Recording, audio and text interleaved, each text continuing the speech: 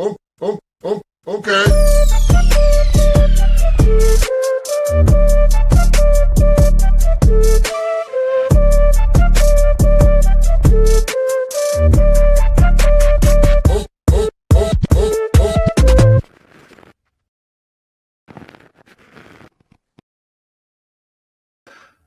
Good afternoon, everybody, and welcome to the Daily Herald here on Badlands Media. I'm your host, Jon Herold, and got a good show lined up. Happy Shutdown Eve. We're like 12 hours away, almost exactly 12 hours away from the potential shutdown. And I don't know, it's hard not to think it's a rug. I've been saying that, but also it's kind of hard not to think this might actually happen because the reporting we're getting today is they're no closer to a deal, which is awesome. So we're going to get into it. Got a lot of Trump clips I'm going to play, a couple news stories, a couple new presidential actions. We'll see how it goes. But before we get into all of it, let's get a quick word from the sponsors of today's show. And first up, we got MyPillow. I'm excited to announce that we're having our biggest 3-in-1 sale ever with a limited edition product, a back-in-stock special, and a closeout deal you won't find anywhere else. So go to MyPillow.com or call the number on your screen. Use your promo code to get our MyPillow bed sheets only $29.88. Any color, any style, any size, even kings. Regular $119.98. Only $29.88. Once they're gone for good. How about our My Towels? They're finally back in stock, but not for long. Get a 6-piece My Towel set, regular $69.98, now only $39.98. And for the first time and the only time ever, get our limited edition premium My Pillows. They're made with Giza cotton and designer gusset. Queens $17.98, Kings only $19.98. So go to mypillow.com or call the number on your screen. Use your promo code to get the best offers ever. Quantities are extremely limited, so order now. There we go. Get yourself a MyPillow and make sure you use promo code Badlands. We also got a little Save Pulse for you guys today. And some interesting news on this front, and the medical drug pricing front anyway. We'll talk about that a little later. Safe Pulse is dedicated to keeping you and your family healthy with top-quality medications like amoxicillin, azithromycin, ivermectin, and hydroxychloroquine at unbeatable prices. The streamlined ordering process makes it easy to stock up on all your health essentials. And now with exciting news about fenbendazole showing promise in cancer research, they proudly offer this alongside their other antibiotics and viral care meds. So don't wait. Prepare for any health scenario today. Get your supply and stay ahead of the curve with Save Pulse. Visit badlandsmedia.tv/meds and use promo code SAVEHEALTH at checkout to get a 20% discount on orders over $100. That's, again, badlandsmedia.tv/meds, promo code SAVEHEALTH. We'll also have one more sponsor a little later. Just not quite ready to disclose what that is just yet. But yeah, guys, let's do this first. We'll do no update on the Doge website, and we may not get one for a while if the government shuts down. Just a couple quick things on the presidential website, the White House website. There are 2 new actions out here. One of them is adjusting the imports of timber, lumber, and the derivative products. Talks about how it's a national security issue again, goes into it, and he adds some more a higher tariff rate. I think it's 10% and 25%. And then he reissued or continued a whole bunch of certain federal advisory committees. I was coming through trying to see if there's anything that was like devolution related or super interesting to me. Nothing really stuck out except for, where is it? Here's G. Yeah. President's Committee for People with Intellectual Disabilities. I was just thinking to myself, you can say all you want about Trump, but he is inclusive. He is trying to unite the country. He's giving the liberals their own committee. He could have let this expire, but he allowed to let it continue. And actually, I spent like 10 minutes digging into that executive order, that committee specifically. And it actually used to be called, when it was first established, the President's Committee on Mental Retardation. And, maybe we need to go back to that. I don't know. I'll let you guys decide that. Yeah, here's the tariff changes. 10% tariff ad valorem duty rate, 25%. We have plenty of wood here, so we don't really need to be importing it. I think that's kind of the kind of the crux of it. But let's talk about what Trump did today. So last week, there's a story where Haig said, hey, all military leaders need to come to the White House or come to Quantico, Virginia. We're going to do a big meeting. And some people were saying, okay, maybe this is related to the shutdown. Didn't really make sense to me. And I still don't think it does. Thought maybe there's something more interesting behind it. But it turns out, and maybe what they did today is just kind of the cover story. Because if they just brought him in for like the speech thing, which they gave, Hegseth gave like a pep talk and then Trump gave a speech. If that's really all it was for, it doesn't make sense. It still doesn't make sense to me. I mean, it wouldn't surprise me necessarily, but I really feel like there had to have been more reasons than just to give a speech like this. Because again, you can give a speech to people here and then stream it and be like, hey, everybody, this is required watching. They don't need to be in the room for this to happen. But they were. So we're going to talk about a bunch of the clips that were pulled from this. Some of the audio at the beginning is a little rough. There's some like background noise and it's really annoying, but they fix it halfway through. Let's see what you guys are saying in the chat. The meeting was so Pete could dress up and pretend to be important. Yeah, I saw him plug his book at one point. That was a little lame. I don't know. It's just this cover story of I want to address all the top military leaders. I need them all in one place at the same time. It doesn't pass the sniff test for me. There has to be more. There has to be. It just does not make sense. But we'll go through a bunch of the clips, talk about it a little bit, because this is one of the more interesting speeches I think Trump has given, especially in terms of more devolution and things going on behind the scenes. And some of the comments he says here are awesome. So let's start with this. I just thought this was hysterical because of what he says at the beginning. You know what? Actually, I'm going to play my clip on this because I did a quick little edit to compare Trump versus Biden. Here we go. Room so silent before this. I've never walked into a room so silent before. This is very. Oh, don't laugh. Don't laugh. You're not allowed to do that. You know what? Just have a good time. And if you want to applaud, you applaud. And if you want to do anything you want, you can do anything you want. And if you don't like what I'm saying, you can leave the room. Of course, there goes your rank. There goes your future. But you just feel nice and loose, okay? Because we're all on the same team. Just clap for that, you stupid bastard. I don't know. I just thought that was so funny. Great way to start the speech, though. I see 12 Indie Boy in the chat, Ty, saying, John, end of fiscal year, military had to spend what they had left. That is true. The office taught us that if you have money left over at the end of the fiscal year, if you don't spend it, you will lose it. If you don't use it, you'll lose it. Bravis says, was it a general humiliation ritual? Maybe. I don't know. I haven't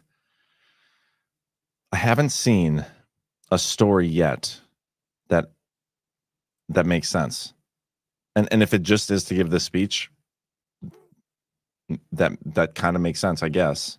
It just seems stupid to me. It seems like a waste of money. And I don't like that. Trump is so funny. I'm going to start with a couple of the funnier clips. Him talking about the word nuclear, the N-word. Of nuclear.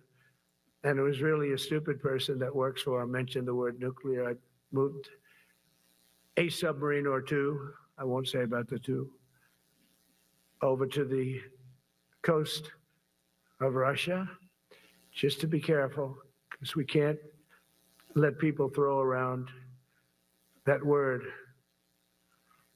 I call it the N-word. There are two N-words, and you can't use either of them. You can't use either of them.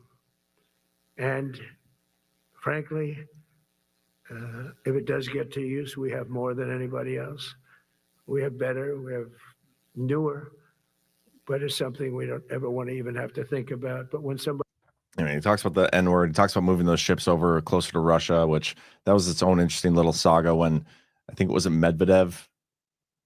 I don't remember which Russian leader it was.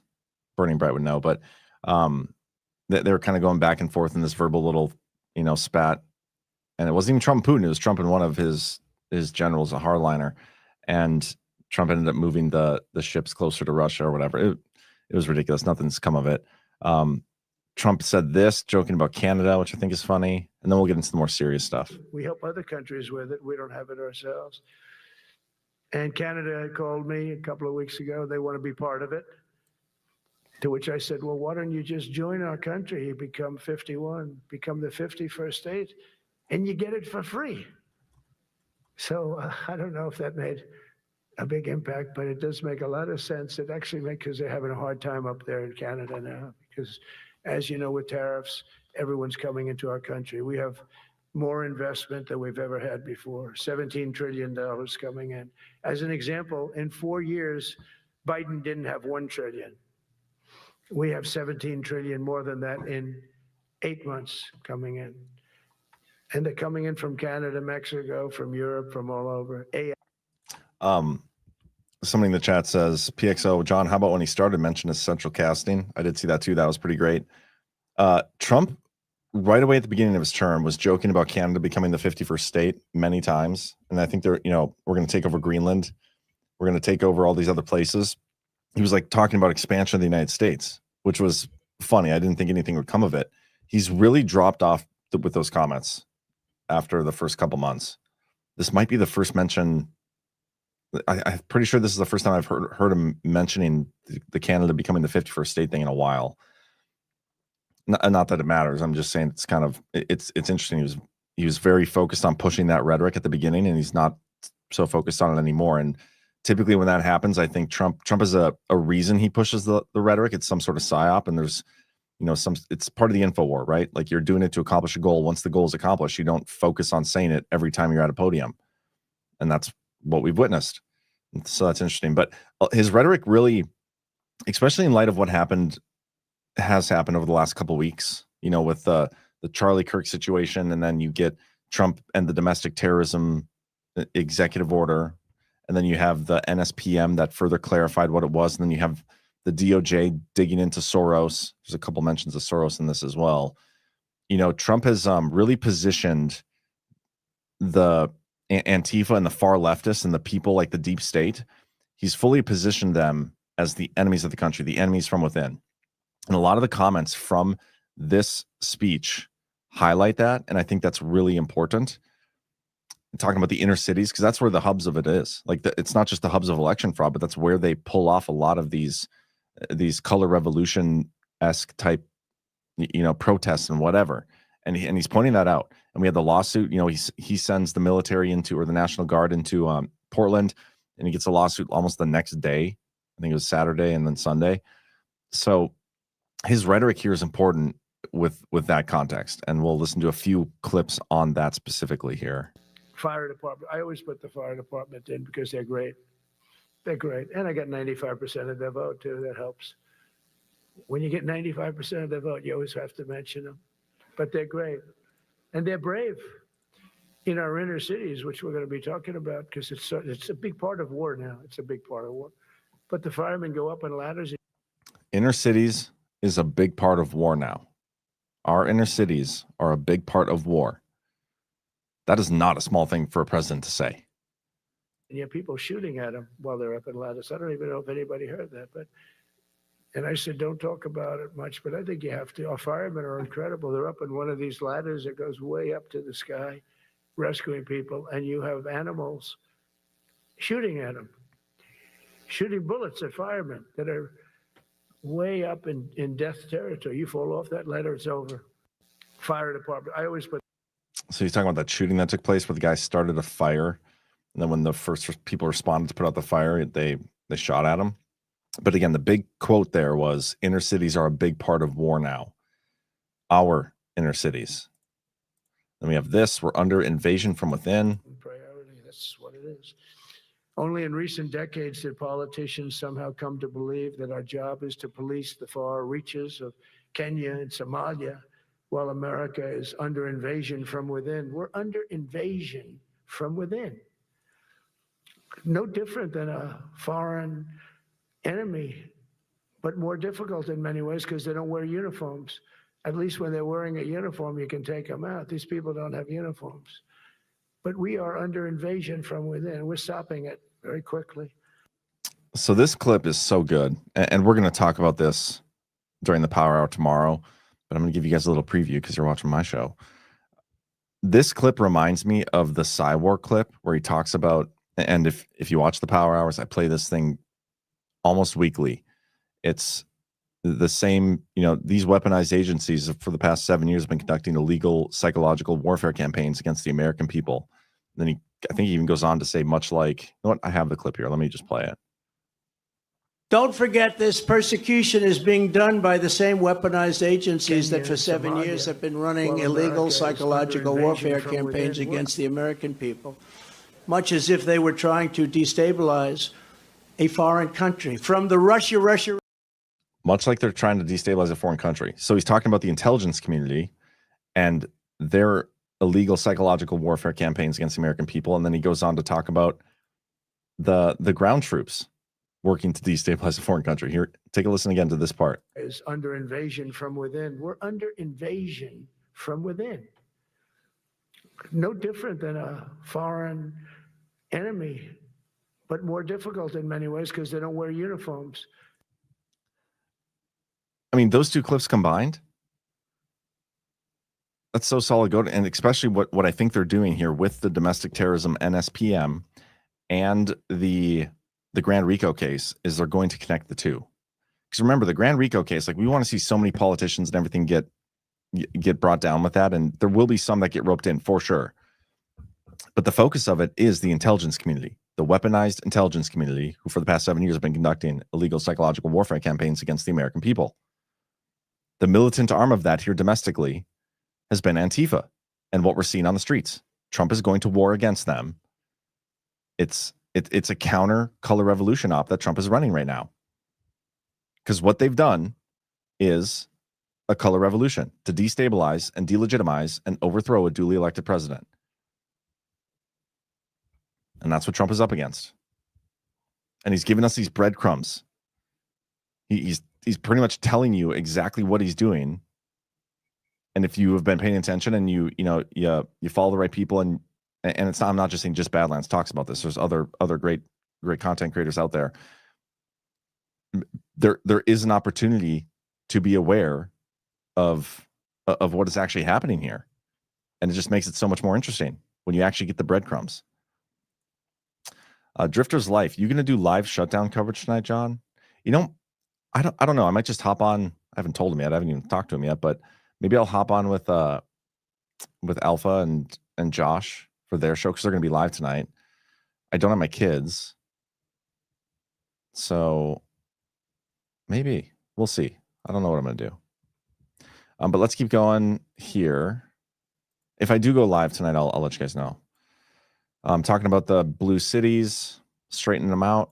What they've done to San Francisco, Chicago, New York, Los Angeles, they're very unsafe places. And we're going to straighten them out one by one. And this is going to be a major part for some of the people in this room. That's a war, too. It's a war from within. Controlling the physical territory of our border is essential to national security. We can't let these people in. So he's talking about going into these cities and straightening them out. War from within, right? The violence and everything that we see on the streets in these blue cities, it's just a symptom. That's the thing.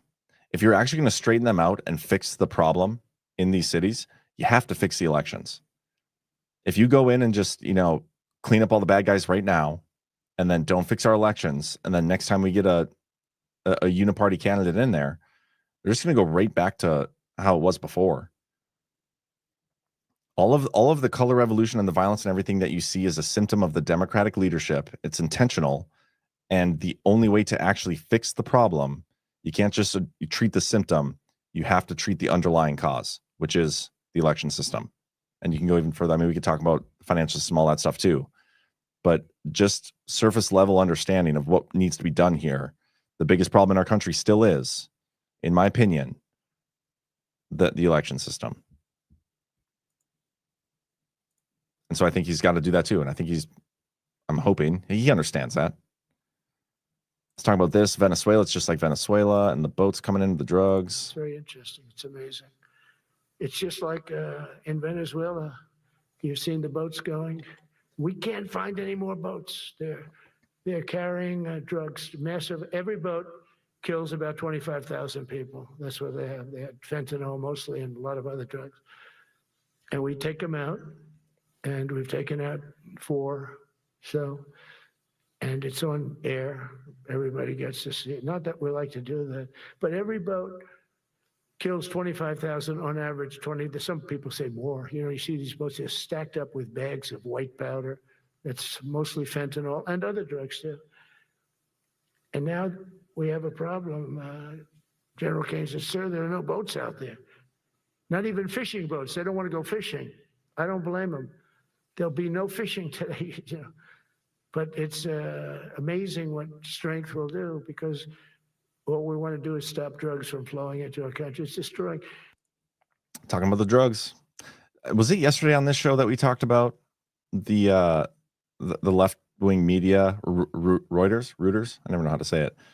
They wrote that article where they were saying, like, yeah, arrests of drug trafficking is down substantially because they're not focusing on it anymore. He's showing you here, like, no, we are focusing on it. But again, we're not trying to address the symptom. We're finding the root cause. That is what Trump has been. That's what this second term is all about. I think, you know, the first term he was in there, he did his best. A lot of that was exposing the symptoms, the problem of the symptoms, and what actually leads to it. Then Biden obviously got in there that further exposed it. But this term is all about addressing the underlying causes, and that's what Trump has been doing. You want to stop drug trafficking? Well, hey, stop the drugs at their source. Shoot the boats down when they're crossing to this country. That's what he's doing.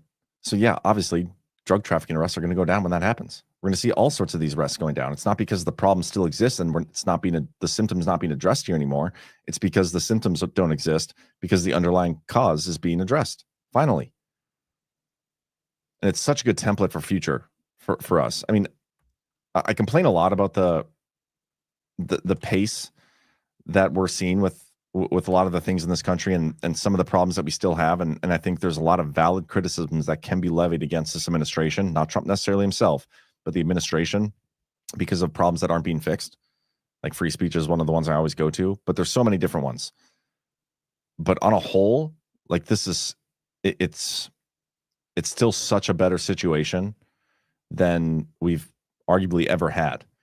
And that's kind of why I do the criticisms, because we are in a position to actually fix almost everything. That doesn't mean we won't have to continually maintain it and do the maintenance on it.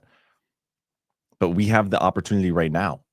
And so, yeah, I'm going to be critical and try to get as much as I can. But it's really cool to witness this. I don't think we've ever actually had a president that tries to actually address the underlying causes of the problems we have versus like, okay, I'm going to give a speech, talk about the symptom problem, but I'm not actually going to do anything. And if anything, I'm going to go start a war in another country and cause more symptom problems. No, we finally have a president who's addressing the underlying cause, and it's refreshing. But I'm still going to be critical, as we all should be. Here's another clip about the drugs. It's a short one. What we want to do is stop drugs from flowing into our country. It's destroying. We lost 300,000 people died last year. 300,000 people died last year. Sonny Ray with a Rumble rant. John, please resume using Badlands media clips for these and other clips not used in 5 months. Why not? Yeah, we'll do that. I'll talk to the team. The hard thing is like we have all these content creators and they're all busy. They're doing their own thing. We try to get into clip stuff. We do our best to post clips. And a lot of the people just kind of do it themselves. We even have a lot of help from audience members who post clips. When it comes to the Rumble Clips channel, I just don't think we have anybody able to. You know what? Well, I'll figure that out. I think I can get somebody to do that. So hold for processing there. Let's keep going here. This one I don't need to play. Here's a good one. Love this one. Whoops. Share my screen.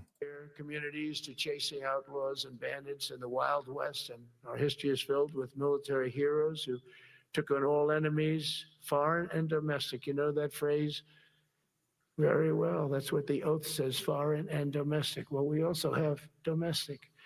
George Washington, Abraham Lincoln, Grover Cleveland, George Bush, and others all use the armed forces to keep domestic order and peace. Many of our leaders used the military to keep peace. Now they like to say, oh, you're not allowed to use the military. And you know what the people say? The people in those cities with frontier communities to chase. There's that. That's a good one. Talks about the heroes who took on foreign and domestic threats. I love it. And then we have this hottest country in the world right now. And he talks about Putin. This is why I pulled this clip. You were a dead country, and now you're the hottest country anywhere in the world. We're the hottest country in the world right now. The absolute hottest country in the world. There's nobody even close. Putin said that to me. We met in Alaska, had a good meeting. Then he went back and started sending drones into Kiev. I said, I thought we had a good meeting. But it's one of those things. But we were a dead country a year ago, and now we're the hottest country anywhere in the world. Think of that. You were a dead country. Got this, the Board of Peace. No, I don't want to play that. Let's do the President of NATO. No. That might be all I have for clips. Oh, no, this is my favorite one. I didn't name it. I did not name it. Boeing came in and they said, sir, this is our submittal. It's the greatest fighting jet ever done. And, you know, they're testing all these planes. All the companies are testing, and this one tested like through the roof. And they said, we'd like to name it the F-47. I said, let me think about it. Then after thinking for about 2 seconds, I said, okay. You know, that means 47. I'm 47. So I'm 45, 46, and 47. Yeah, if you think about it. I just don't want the credit for 46. I don't want to have their open borders and people coming in from all over the world, including jails and mental institutes. I don't want that on my record, but I like having it. Man, that's so good. Remember when he said he said this before. I think this might be it. Sorry, I'm just loading the clip in. I'm gonna play this one more time. 7, yeah, if you think about it. I just don't want the credit for 46. I don't want to have their open borders. Okay, now let's take a listen to this.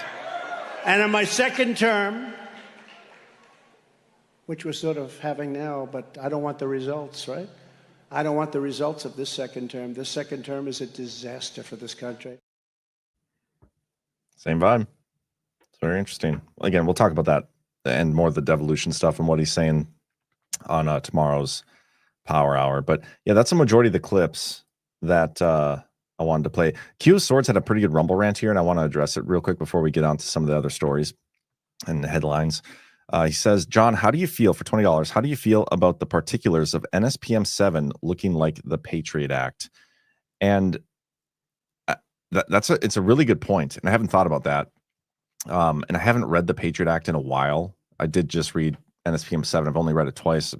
Probably want to go through it a few more times, but just broad strokes, it's a compelling argument. I mean, both are using terrorism to justify expanding government authorities, especially like surveillance and investigative authority, right? Over like domestic American citizens. That's a similarity, and that's to be concerning. I mean, obviously they're going to go after, they say, after Antifa and all these terrorist networks, but they said they're going to do that with the Patriot Act too. And I don't think I think it'd be hard to say that they have 100% of the time used that legally, morally, ethically. It's been abused, like all things are. So it's a great point. It talks about, getting all these other federal agencies to get on board together. The data collection stuff, it's concerning. I think there are valid civil liberty concern comparisons that can be made between NSPM 7 and the domestic terrorism NSPM and the Patriot Act. Okay. One was passed by Congress. One was a presidential directive. There is different like target focuses. NSPM 7 is strictly domestic organizations. It focuses more on speech and ideology, I think, versus the Patriot Act was much more broad, like domestic and international, focused on the actual terror groups and terror cells. Like they could point to a group, like, hey, that's Al Qaeda, and we're gonna take that down. But again, that was abused too. I think NSPM 7 could arguably be easier to be abused because it's domestic and it's based on political ideology and all that stuff. You know, I was called a domestic terrorist more than once, like a domestic extremist. A lot of us were. Like there's a legal filing at one point in my history, in my divorce, where that was used against me, and I don't want to get into all that stuff, but 'cause things are great now, by the way. But anyway, like there's concerns there. It's a very opinionated type thing. So it's a great Rumble rant, Q of Swords. Not gonna lie. Thank you for sending that rant. Okay, let's get to some of the stories we got going on here, and we'll get you guys out of here and over to. Is there another show after this today? I never remember what's on. I think Ghost is on. Yeah, so one of our stories has to do with Trump and meeting with Netanyahu yesterday, and let me double check that Ghost is going to be on, because if he is, then I won't probably get too nitty gritty in the details, because I know he will. Hold for processing. Yeah, he's on right after the show, so I'll probably raid his show when this is done. But we'll get into that. Let's first start with this story. We talked about this last night on Basis Conspiracies. The QAnon Shaman has sued Trump for $40 trillion, targets Musk, T-Mobile, and Warner Brothers in a rambling lawsuit. He posted pictures of the lawsuit to his Twitter page. We read through some of it last night. I haven't read through it all, but here's the story anyway. The QAnon Shaman has sued Donald Trump for $40 trillion in a rambling lawsuit. Jacob Chansley, infamous for wearing a horned warrior outfit while storming the U.S. Capitol on January 6th, has claimed that he is the rightful commander-in-chief. In his 26-page complaint, he has claimed that an elite group has launched a conspiracy to violate the Constitution. The entire complaint, which is more akin to a manifesto than a formal legal document, is presented in a single paragraph. He's named Trump, the Federal Reserve, the National Security Agency, the International Monetary Fund, the World Bank, the State of Israel, Elon Musk S Corp, T-Mobile, and Warner Brothers Studios in court documents.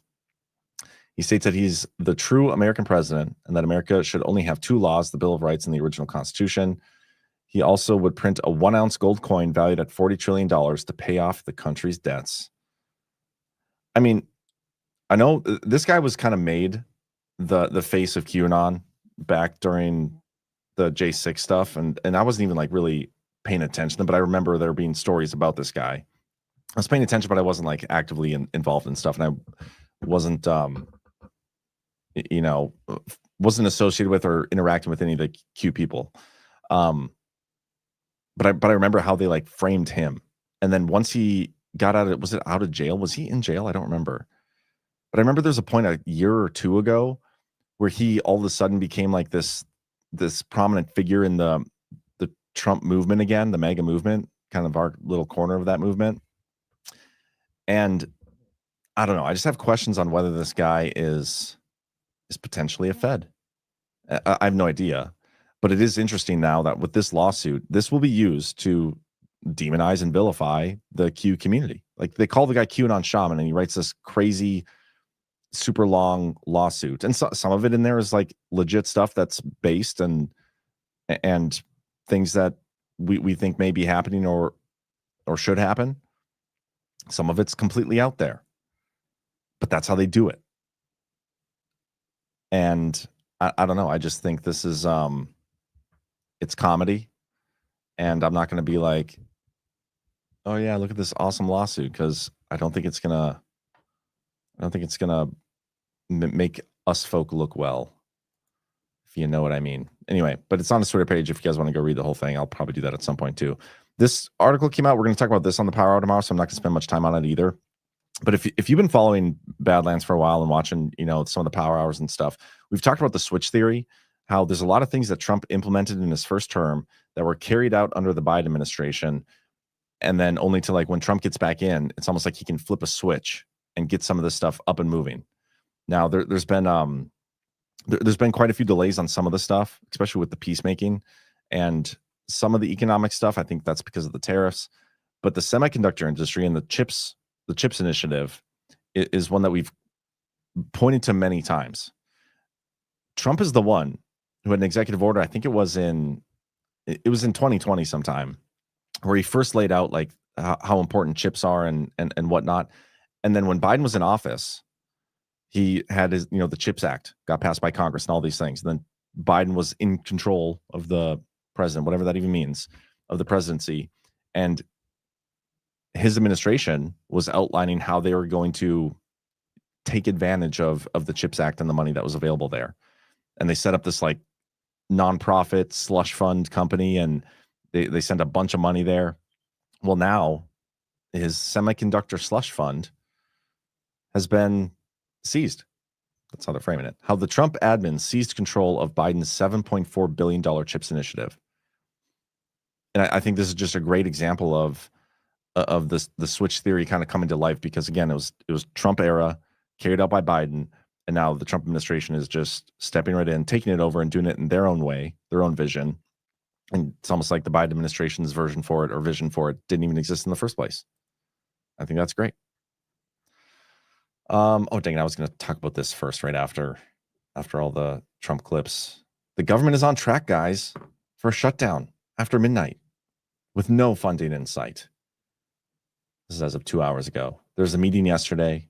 We've had some back and forths. I was going to check Trump's Truth Show, so let me do that. I think I remember him posting some stuff on this. Yeah, he posted this video yesterday again. So funny. Look, guys, there's no way to sugarcoat it. Nobody likes Democrats anymore. We have no voters left because of all of our woke trans bullshit. Not even black people want to vote for us anymore. Even Latinos hate us. So we need new voters. And if we give all these illegal aliens free health care, we might be able to get them on our side so they can vote for us. They can't even speak English, so they won't realize we're just a bunch of woke pieces of shit, at least for a while, until they learn English and they realize they hate us too. So there's that. And then Hakeem Jeffries was big mad and responded this morning.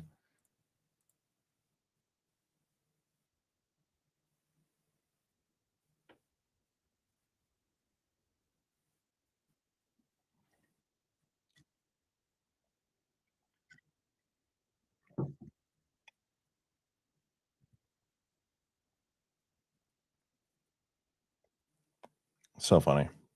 Say it to my face. Yeah, so they had like a little powwow outside the oh dang it, I didn't even play that clip. I'm so sorry. I forgot to share my screen. Let me do that again. I'm an idiot. I'm sitting here staring at the screen, like listening to this thing, and you guys aren't even seeing what I'm saying. And Mr. President, the next time you have something to say about me,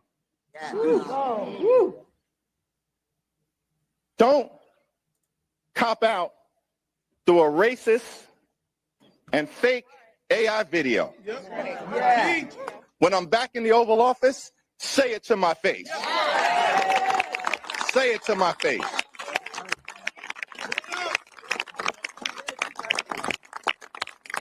House Democrats and Mr. President. There you go. Sorry about that, guys. I think this is just hysterical, but yeah, we are headed towards that shutdown. I got a couple quotes here. The U.S. government was on track Tuesday to shut down at midnight as Republicans and Democrats in Congress both refused to budge from their opposing positions on a funding deal that could avoid that outcome. Lawmakers took to the airwaves to blame each other for the looming shutdown. House Speaker Mike Johnson, during an interview on CNBC's Squawk Box, said Democrats need to come to their senses here and do the right thing. Johnson said that top Democrats, Senate Minority Leader Chuck Schumer and House Minority Leader Hakeem Jeffries, have painted themselves into a corner by making policy demands in exchange for passing a funding bill that would keep the government open for at least 7 weeks. And then John Thune, in a separate interview, said, called the question of ACA tax credit extension a made-up problem by Democrats who are trying to satisfy a voter base that is opposed to President Donald Trump. This is Donald Trump, Thune said. Nothing more, nothing less. Jeffries, in his own interview on Squawk Box, said of Republicans, if the government shuts down, it's their decision to do it. We are ready and willing and able to find a bipartisan way forward, Jeffries said, but he said the Democrats are unwilling to support a bill that does not include health care protections. We will not support a partisan Republican spending bill that continues to gut the health care of the American people, Jeffries said. I don't even know what they're talking about, like the healthcare stuff. We do need to fix healthcare. I don't know what. I don't know. But that's like what they always go to. I feel like the Democrats, they always, they go after TDS and all that stuff. But They always they're bitching about healthcare. Is it really that? Do your voters really care that much about healthcare? Are they talking about abortion? What are they talking about? And maybe I should read a little bit more about what their actual argument is, because I don't even know.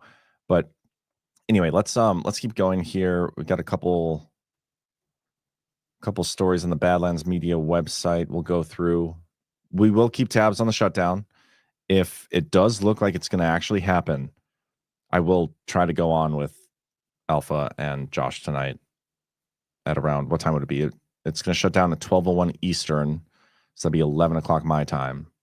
So yeah, I'll see what I can do, and I'll post about it if it ends up happening.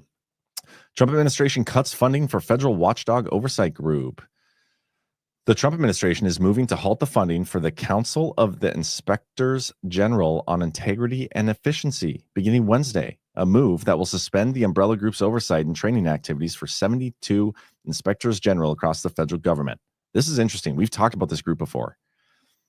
In a letter sent Saturday to 4 congressional committees and obtained by the Washington Post, it said CIGI would cease our statutorily mandated functions and furlough 25 permanent employees due to the funding cutoff ordered by the Office of Management and Budget.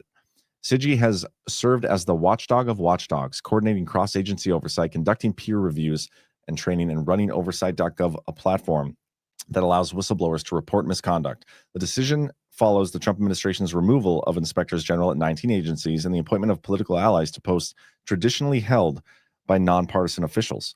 It remains unclear how the administration will continue several oversight programs required by law without CIGI's operations.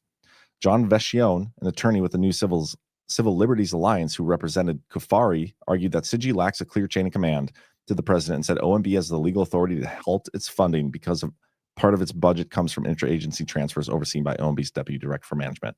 This will be another one for the Power Hour. I think this is a big move. CIGI being cut, and this is one of the first ones we've been made aware of, and I believe they're saying it's because of due to funding cutoff. Oh no, okay, it's not because of the shutdown. This is separate, but this is big. So we'll talk about it tomorrow.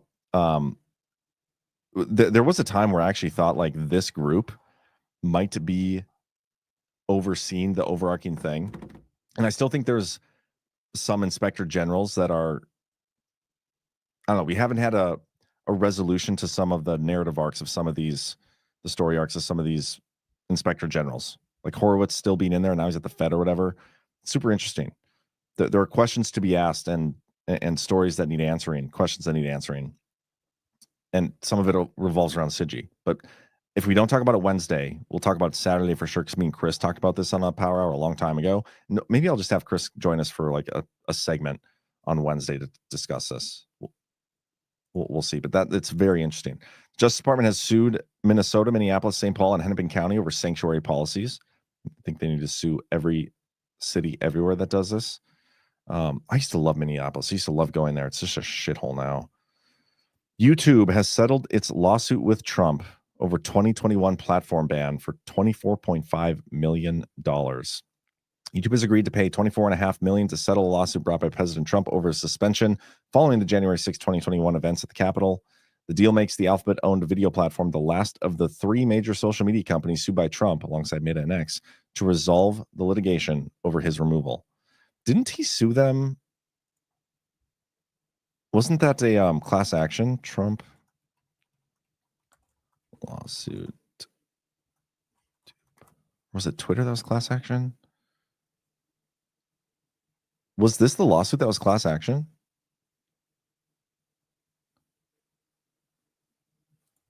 Hold for processing. Let me find this out.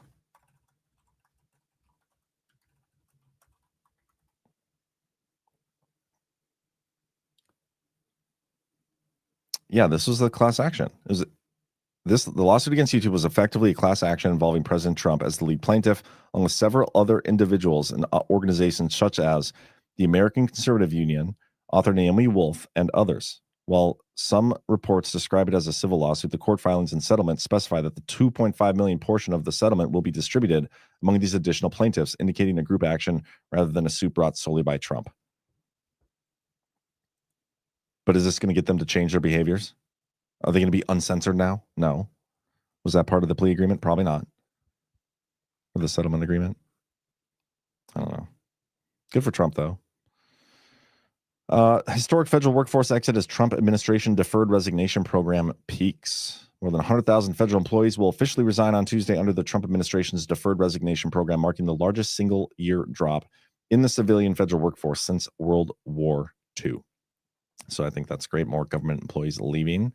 Trump to lead board of peace for Gaza in White House 20-point plan. You know what? This would be a good time. Let's talk about this. Let's do this one first, actually. So Trump has brokered a trilateral coordination plans with Israel and Qatar. The leaders agreed to establish a mechanism to improve communication, resolve grievances, and strengthen collective efforts against threats. Prime Minister Netanyahu expressed regret over Israel's missile strike on Hamas targets in Qatar that killed a Qatari serviceman and affirmed such actions would not recur. You think he's really sorry about that? I doubt it. Prime Minister Al-Thani welcomed Israel's assurances and reiterated Qatar's commitment to regional security. The leaders also discussed prospects for ending the war in Gaza and enhancing mutual understanding, with President Trump praising their willingness to cooperate. And then, there was a 20-point peace plan that was put forth. I have a couple stories here I want to get to. Okay. Here we go. Historic peace deal. What it means if Hamas and Israel agree. Monday, President Trump and Israel Prime Minister Benjamin Netanyahu announced a peace plan to end their conflict with Gaza. Hamas must now agree to the terms. It can be done the easy way or the hard way, but it must be done, Netanyahu said. The plan received praise from Republican members of Congress, blah, blah, blah, blah. Importantly, the Palestinian Authority committed to implementing the reforms, including holding new elections and ending its system that pays the families of Palestinians involved in attacks on Israel. The proposed 20-point peace plan aims to transform Gaza into a de-radicalized, terror-free zone that would, in theory, no longer pose a threat to its neighbors. With the immediate ending of hostilities, acceptance by both Israel and Hamas, Israel forces would withdraw to a designated line, suspending all military operations, while Hamas would return all hostages within 72 hours of Israel's public agreement. In return, Israel would release 250 life-sentence prisoners, 1,700 Gazans detained after October 7th, and the remains of deceased Gazans proportional to Israeli hostage remains. And there's this whole list of things here. So Gaza will be de-radicalized. There was a map I saw at one point. I wonder if I can find that. Gaza peace plan map. Yeah, here we go. This is the map. So the current line is the blue line, the current line of control, the IDF current line of control. The initial withdrawal, they'll back up to this line, the yellow line, and then they're going to do hostage releases. And then the second withdrawal, they'll go back even further when the ISF mobilized per standards set in the Trump plan. And then by the end of it, this will be this little buffer zone. It will be like the final stage. That's the security buffer zone. So I don't know. We'll see what happens. Ghost showed and discussed on Daily this morning. Okay, perfect. So I don't have to pretend like I know what I'm talking about. It's good to know. And I'm sure he's going to talk about that a lot here on his upcoming show, Geopolitics with Ghost. This was an interesting one. Former Trump campaign manager registers as a foreign agent for Israel. President Trump's former campaign manager, Brad Parscale, has registered as a foreign agent for Israel, hired to create digital campaigns combating anti-Semitism in a contract worth $6 million. Filed paperwork with Farah saying he would work starting September 18th, or he began work already. September 18th. So 8 days after Charlie died, after Netanyahu went around all the news stations making we had nothing to do with it. I'm not saying he did, but I'm just saying the timing of that, the guilty people don't continuously point the finger. And plus, that wasn't that around the same time that all those influencers were going around, like they went to Israel and whatever. I just think it's interesting. This is a former Trump campaign manager. He's the guy who had that meltdown on his front lawn a while back. He is now registered for $6 million as a foreign agent for Israel. So take that for what it's worth. Congress is less than 24 hours shut down. Trump says he's given Hamas 3 to 4 days to respond to the Gaza plan.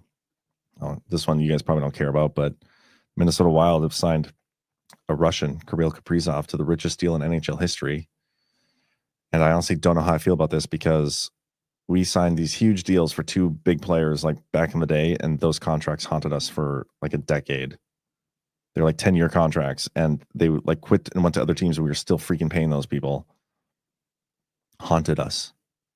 I haven't read the specifics of this, so, but it was a $17 million contract, so it's comms. What else do I got for you guys? Biden's political opponents got stuck on TSA's watch list audit fines. The Transportation Security Administration and federal air marshals retaliated against adversaries of President Biden by sticking them on secret scrutiny lists and tracking their air travels, the Department of Homeland Security said Tuesday, admitting to widespread abuses during the previous president's term. Several dozen people who were part of protests on January 6 were put on TSA's watch list despite there being no evidence of wrongdoing or illegal behavior. Rand Paul, chairman of the Senate Homeland Security and Governmental Affairs Committee, also revealed that 3 current members of Congress were flagged by scrutiny lists. They should put the lists out there. Yeah, but and Quiet Skies, we've talked about that before. You guys are familiar. I think with that might be all the stories I have for today. Kind of cruised through that pretty good, but yeah, so we'll see what the chat's doing before I get out of here. Did you say Jew politics with ghosts? I meant geopolitics. If I said Jew politics, it was not what I meant to say. AOB for a Rumble rant says the rug is large, but if it identifies as a government shutdown, I will let it ride. Yeah, every hour that goes by, every minute, I am standing a little further closer to the center of that rug. I want to be on it. But I don't know. I think it's still possible to get like a last minute aversion deal. We'll see what happens. 12 Indie Boy says, I hate that I'm so comfy with POTUS always talking about 45, 46, 47, etc. He isn't going to say Devo is in play now. By the way, have you called for an interview? He might answer why we pay taxes. Might be the only guy that's allowed to. Or to say that we shouldn't without getting in trouble. But yeah, I haven't sent a request for an interview in a while. I should try that again. I should. But anyway, yeah, I do like that he's saying the Devo stuff, like the subtle hints, and he's tying it back to stuff he said while he was out of office too. It's very interesting. But yeah, with that, I think I'm going to get you guys out of here. Hit that like. Don't forget to hop in the chat. Thank you, Kelly and Oak. Freudian slip. Yeah, that was the Jew politics with ghosts. But yeah, I'm going to raid you guys over there. So you guys have a great rest of your Tuesday, and I will see you potentially tonight on DEF CON. If we are getting a shutdown, we'll do a little countdown thing. But if not, then for sure back here tomorrow on the Daily Herald. I'm going to do a quick ad spot for a little soft disclosure, which if you guys haven't gotten yet, you should. It's Black Man approved. We got Black Man approval now. You'll see what I'm talking about right now. And then after that, I'm sending you over. So you guys have a great rest of your Tuesday. They say confidence starts with a smooth skin. And baby, soft disclosure lotion delivers. I swear by this stuff. Like, I kid you guys not. This is the first lotion I've ever had in my entire life that, like, I don't get ashy after I put it on any part of my body. Like, my hands are always dry, and my hands have not gotten ashy without, like, rinsing them through water and washing them with soap since I started putting soft disclosure on. Like, it is Black Man approved. I kid you not. Black Man approved. You heard him. And let's be real. If it can handle his hands, it can handle anything. Feet are like, they get so dry, like the heels of them, it'll just kind of like flake off. Like, but with soft disclosure, once you put it on, like it starts to absorb it. Yeah, he went there. Don't worry, we won't show you his feet, but trust us, they're smoother too. Soft disclosure lotion is made with aloe, goat's milk, honey, and our exclusive oil blend that actually restores your skin barrier. Visit softdisclosure.com, use code BADLANDS, and get 15% off.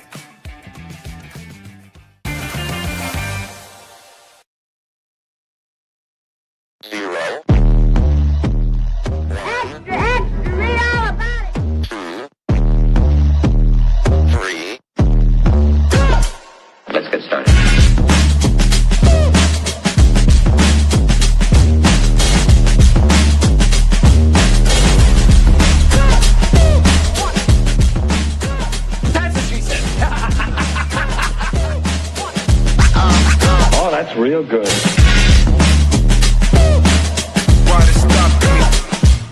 me.